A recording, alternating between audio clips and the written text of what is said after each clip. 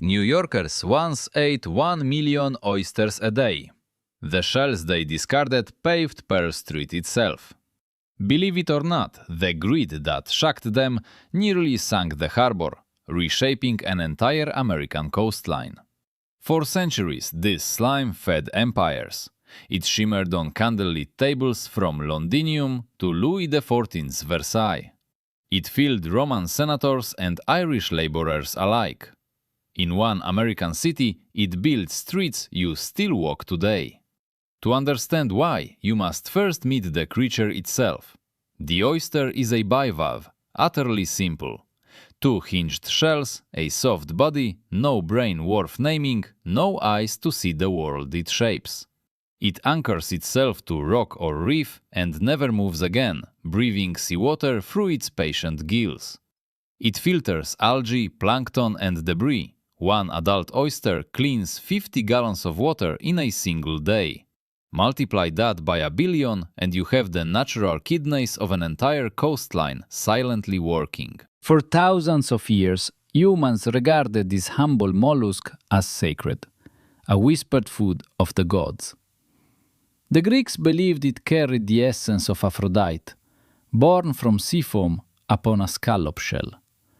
Roman physicians prescribed oysters for melancholy, weakness, and impotence, a shimmering cure whispered in candlelit marble halls. In ancient China, oyster shells were ground into medicine and burned into lime for sacred temple walls. In coastal Africa and Pacific Islands, shells became currency, jewelry, ceremonial tools, worth their weight in gold. The oyster was never merely food. It was a signal of wealth, fertility, closeness to the sea. Its history is not culinary, but civilizational. Wherever humans first settled a shoreline, oysters were already waiting. The first humans to taste one changed everything. Subscribe for weekly videos on the incredible history of food. Picture a Mesolithic beach 7,000 years ago. A small group of foragers walks the low tide. The retreating water exposes a bed of dark, jagged shells. Someone pries one open with a rough stone. A curious elder swallows the salty flesh inside. There is no fire, no cooking, just the sea, delivered raw. That small act repeated itself along every coastline of the world, and it left evidence carved into stone. Archaeologists call them shell middens, vast mounds of discarded oyster and clam shells, sometimes 30 feet high. In Denmark, the køkkenmøddinger, or kitchen middens, date back to roughly 5,000 years before the birth of Christ. In Florida, the turtle mound rises from the coast, built entirely from the shells of pre-Columbian meals. In Australia, Aboriginal middens along the Murray River span thousands of years of continuous, uninterrupted coastal feasting. These mounds are not garbage. They are monuments. They record the first sustainable protein humanity ever mastered. Long before wheat, long before cattle, long before the plow, there was the oyster, silent and abundant. It required no domestication, no herding, no seed. It simply existed, endlessly regenerating along every quiet tide line. In many prehistoric cultures, oyster shells were placed in ritual burials, arranged around the dead in careful spirals. They believed the bivalve carried the soul between worlds, from the shell's darkness to the surface's light. For 6,000 years, this quiet arrangement held. Humans ate, reefs regrew, the sea filtered itself clean. But here's the thing. Then Rome discovered them, and one small empire completely lost its mind. The Romans were not the first to eat oysters, but they were the first to industrialize desire. By the 1st century before Christ, oysters had become the ultimate luxury food of the Roman Republic. Senators paid extravagant sums for them. Poets wrote lyrical odes to their salty, intoxicating, briny sea perfume. Emperor Vitellius reportedly consumed 1,000 oysters in a single sitting, a feat that horrified even his contemporaries. But Roman appetite outran Roman coastline. The nearby beds of the Tyrrhenian Sea were quickly exhausted entirely. So Rome did what Rome always did. It engineered a solution worthy of a growing empire's ambition. Oysters were harvested from the coasts of Gaul, from the estuaries of Hispania, and from tidal Britannia. British oysters, packed in snow and seaweed, were shipped by boat across the channel toward hungry Rome, then hauled overland in wooden carts to Roman tables. They were, quite literally, worth their weight in gold. Then came Sergius Orata, a Roman merchant credited with inventing the very first oyster farm in history. On the shores of Lake Lucrinus near Naples, he built channels, gates, and submerged wooden racks carefully. These wooden structures allowed oyster larvae to attach and grow in controlled beds along the calm shore. He controlled water flow, salinity, and harvest cycles, creating, in effect, the world's first aquaculture business. And he grew astonishingly rich. Orata's revolutionary methods spread throughout the entire ancient Mediterranean coastline over decades. By the 2nd century of the Common Era, oyster farming was a recognized trade from Alexandria to Massalia. When Rome fell, much of this precious knowledge was lost, but, remarkably, not all of it survived. In the shadow of the collapsed empire, medieval monasteries quietly preserved the ancient practice of oyster cultivation. Benedictine monks in Brittany, Norman abbeys in England, Cistercian houses along the Adriatic maintained careful oyster beds. It was part of their fasting economy. During Lent, when meat was forbidden, oysters fed peasant and prelate alike. For nearly 1,000 years, the oyster survived on Europe's margins. Cheap food for the poor near coasts, delicacy for the rich further inland. But here's the thing. The real revolution wasn't Roman or Mediterranean. It was waiting, undisturbed, in a harbor across the Atlantic, in a place no European had yet named. Before it was called Manhattan, before New Amsterdam, before anything at all in European languages, an island waited. At the mouth of the Hudson River, it was surrounded by the largest oyster metropolis on Earth. Modern archaeologists estimate 350 square miles of oyster reef ringed what we call New York Harbor.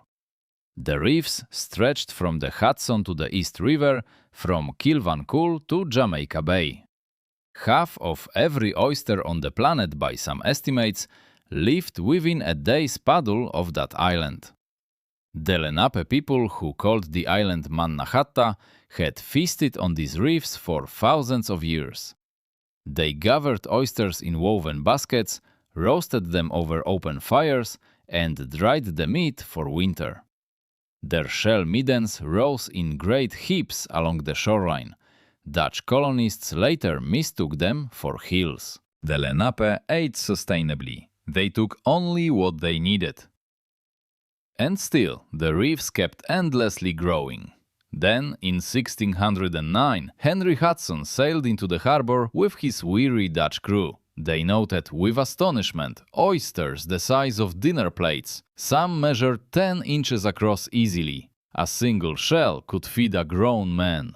When the Dutch arrived to settle New Amsterdam years later, in the 1620s, they found water clearer than any harbor in Europe. Pristine, glass-like, alive. The reason, though, they did not fully understand it, was the oyster working tirelessly beneath the surface. Trillions of filter feeders were scrubbing the estuary clean, 24 hours a day, every single day. The colonists set to work. They ate oysters raw, stewed, pickled, fried, every method the hungry settlers could devise. They burned the shells for line to make mortar, paving walkways with crushed shell across their growing settlement. One lower Manhattan street was so surfaced with oyster shell, the Dutch simply named it after the material, Parelstraat. In English, Pearl Street. Walk it today and you tread upon the silent ghosts of 1 billion crushed shells. The reefs became the foundation of a hungry empire, and that empire was only just beginning to feed. By the early 1800s, New York had transformed, no longer a colonial outpost, but the West's fastest-growing port.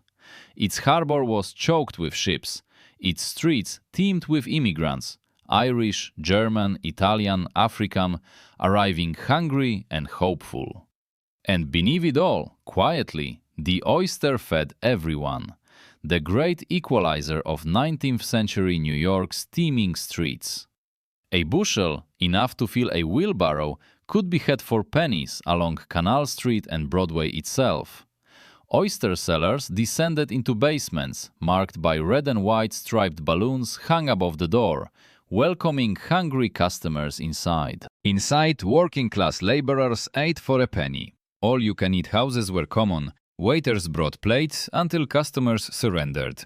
Some establishments served 100 oysters for a nickel.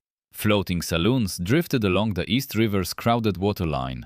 Wooden barges converted into taverns sold oysters straight from the harvest to sailors, dockworkers, and clerks crowded aboard. The smell of brine and beer hung over the piers, drifting into wealthier neighborhoods where elegant restaurants beckoned. At Delmonico's, waiters served oysters on silver platters to bankers and industrialists dining in candlelit, wood-paneled splendor. The city ate 1 million oysters a day. That is not exaggeration, Fulton Fish Market records confirm it. Barges arrived from every corner of the harbor. The trade employed thousands: shuckers, dredgers, packers, coopers, teamsters. Entire neighborhoods in Staten Island and along the Jersey Shore lived from oysters and nothing else at all. The industry did not stop at city limits. Oysters were packed in ice and shipped by rail westward. They reached Chicago, San Francisco, New Orleans. They crossed the Atlantic in refrigerated holds to London and Paris. By 1860, New York was the largest oyster exporter in the world. Chesapeake watermen quickly followed suit. Soon, the American East Coast dominated the entire global oyster trade. And the shells? Nothing went to waste. Millions of tons were crushed and burned into lime, then mixed with sand and water to form mortar. The tenements of the Lower East Side, the West Side warehouses, the townhouses of Brooklyn Heights, all bound together by ground oyster bones. Look at an old New York brick wall. You are looking at a transformed reef. For a moment, it seemed the arrangement could last forever. The reefs were vast, the demand was infinite, the city was rich. Then the water beneath the city began to rot. By the 1880s, trouble came. New York had a problem it did not wish to name.